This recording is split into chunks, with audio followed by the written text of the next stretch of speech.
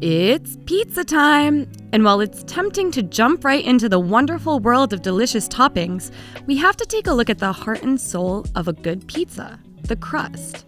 Let's start with the basics. Have you ever wondered why there are so many different kinds of flour? Well, we have different flour types because some work better than others depending on what you bake. Self-rising flours, for example, are great when you need dough with more elasticity that won't break easily. The mineral content and darkness of the flour also plays a role in what it's used for. Flours like whole wheat flour and spelt flour are easier to work with because they absorb liquid more quickly and hold the dough together better. Whole wheat flours vary a bit more than other types in their mineral concentration.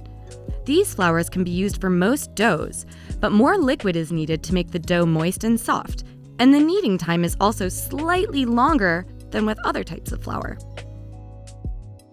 Traditional Italian flour contains about 14% gluten, whereas US pizza flour usually comes in at about 12%. The higher the gluten content in a type of flour, the stickier and smoother the dough will be. You might think that every good pizza dough needs both yeast and flour. Not true. This pizza dough recipe doesn't take much. You only need 4 ingredients, and they're all things that most people probably already have at home. To get started, combine 2½ cups pastry flour and 2 teaspoons of salt in a large bowl. Next, add 2/3 of a cup of water and 2 tablespoons of cooking oil to the mixture, then knead everything together for about 10 minutes until the dough is nice and smooth.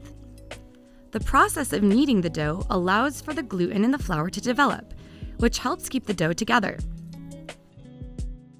Now I'm going to roll out the dough on a floured work surface until it becomes very thin. Now you can top the pizza dough off with your favorite toppings. I opted for tomato sauce and cheese, a very simple margherita. Bake it for 15 to 20 minutes in the oven and you'll get a crispy, thin crust pizza that tastes really delicious. One thing that's often overlooked, but that's super important for making the perfect pizza, is the oven temperature. Pizza comes out best when it's baked at temperatures higher than your standard household oven can even reach, so you should set your oven to its highest temperature. The crust also needs extra heat, so if you can, choose bottom heat or a pizza setting when you're baking it. Some ovens don't have that setting, in which case it's best to use both top and bottom heat. Place a baking tray at the bottom of the oven so that it gets most of the heat from below. Another workaround when you don't want to use yeast is to substitute it with baking powder. This also means that you don't need to wait for the dough to rise, so it's ready super quickly. I'm going to start by mixing all of the dry ingredients together. We're going to use 3 1/3 cups pastry flour, 1 to 2 teaspoons of salt, and 2 to 3 teaspoons of baking powder. Next, add in 1 cup of Greek yogurt, a 1/2 cup of cooking oil, and a 1/2 cup of milk. Knead everything together for 10 minutes until the dough gets smooth. Then roll it out onto a floured surface. This dough also works great when it's a little sweet. If that's your preference, then add in 3 tablespoons sugar when you're making the dough. Now you can add your favorite toppings. In the end, I went for tomato sauce, cheese, ham, pepperoni, and mushrooms. If you don't want ingredients like ham and pepperoni to get crispy in the oven, you can put them on at the end. This wasn't super important to me this time, and the pizza tastes great just the way it is. If you're on a health kick, you might think that pizza doesn't work well with your lifestyle, but where there's a will, there's a way. You can make it work with a great low-carb pizza crust. Using just 3 simple ingredients, you can enjoy delicious pizza even when you're on a diet, guilt-free. First, cut, wash, and boil the cauliflower. As soon as it's cooked, I'm going to put the cauliflower into a kitchen towel and squeeze out all of the excess liquid. Next, I'm going to mix the cauliflower with the remaining ingredients and make sure that everything is combined. Next, I'm going to spread the mixture on a baking tray lined with parchment paper and shape it into a circle using my hands.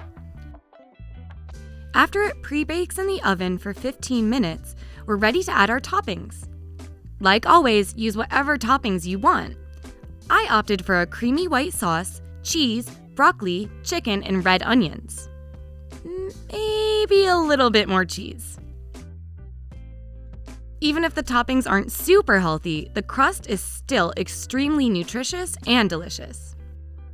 Now we're going to move on to making a dough for thick crust pizza, this time using yeast.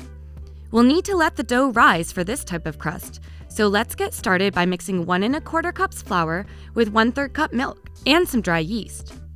Mix everything together and let it rise for half an hour. Next, I'm going to add in another 1 1/4 cups flour, 1/3 cup of milk, 1 teaspoon of salt, and a dash of vegetable oil. Then knead everything together for 10 minutes. Once I'm done, I'm going to put the finished dough in a greased bowl and let it rise for another 30 minutes. Once the dough has risen, I can stretch it out onto a greased baking tray. It's important not to roll it out, otherwise the air will be pressed out of the dough and it will end up flat and tough. Why stop at thick crust when you can have stuffed crust? All you need to do is put a slice of cheese around the edge and fold over the dough. And I'm going to go wild on the toppings on this one and use some barbecue sauce for the sauce. Pre-bake the crust for 10 minutes and then you're ready to add whatever else you want. I'm going for 3 cheese plus hot dogs. After another 10 minutes in the oven, I'm going to try out pickles and crispy fried onions.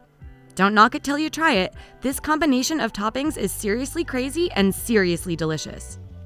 After getting a little bit extra on that last pizza, we're going to head back in a healthier direction and make a whole wheat crust. But before we get started, there are a few things to mention. First, with whole wheat flour, we need more liquid to make the dough soft and moist. Second, it takes slightly longer to knead dough that uses whole wheat flour than other types. Whole wheat or spelt flour work best for this kind of dough because of their mild tastes. But rye flour is another option if you like to try out similar styles of crust. To get the yeast started, we need to make some starter dough again, this time out of 3/4 cup whole wheat flour, a 1/3 cup of water, a teaspoon of dry yeast, and 1 teaspoon of honey. Now I'm going to knead everything for 10 minutes, then let the dough rise. After 30 minutes, it's time to add in the remaining 3/4 cup of whole wheat flour and teaspoon of salt. Once the dough is finished, it goes into a greased bowl for at least 3 hours, or for the best results, into the fridge overnight. Once the dough has risen, I'm going to roll it into a ball, put it on a greased baking sheet, and pull it outwards to give it a flat, round shape. It's important not to roll out this dough either so the air doesn't get pressed out, making it tough.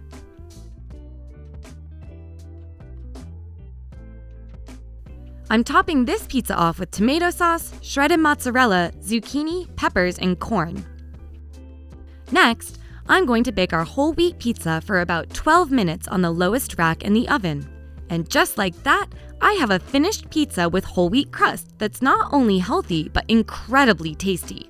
To finish off, we can't forget about what's arguably the most important kind, traditional Italian pizza crust. We're going to start by making a starter dough out of 2 2/3 cup of cold water, 2 1/2 cups of flour, 1 teaspoon of dry yeast, and a dash of olive oil. Now we're going to knead the starter dough with a hand mixer, cover it, and let it rise in the fridge for at least 12 hours.